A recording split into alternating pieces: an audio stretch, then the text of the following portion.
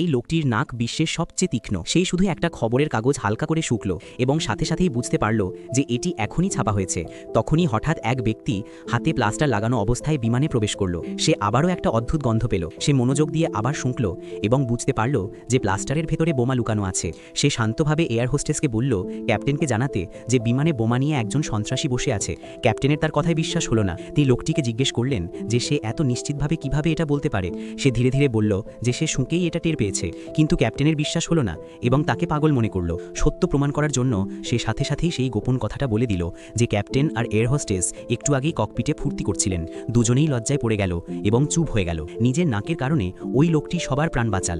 ল্যান্ডিংয়ের পর তার স্ত্রীর ফোন এলো যে তাদের ছেলে স্কুলে সিগারেট খেতে গিয়ে ধরা পড়েছে এবং এক্ষুনি প্রিন্সিপালের সাথে দেখা করতে হবে। সে দৌড়ে স্কুলে পৌঁছল। প্রিন্সিপাল জানালেন যে তার ছেলে আর কিছু বাচ্চা গ্যারেজের পিছনে সিগারেট খাচ্ছিল আর এই প্যাকেটটা তার প্রমাণ। সে প্রমাণটি তুলে হালকা করে শুঁকল এবং বলল যে এটা তার ছেলের নয়। তারপর সে গন্ধ অনুসরণ করল এবং সোজা আসল সরবরাহকারী বা সাপ্লায়ারের কাছে পৌঁছে গেল। সে মেঝেতে পড়ে থাকা ব্যাগটা তুলে জিজ্ঞেস করল এটা কি তোমার? ছেলেটি চুপ করে রইল। লোকটি শান্তভাবে ব্যাগটা উল্টে দিল আর সেখান থেকে প্রচুর সিগারেট পড়ে গেল। সে ধীরে বলল যে এই হলো আসল সাপ্লাইকারী।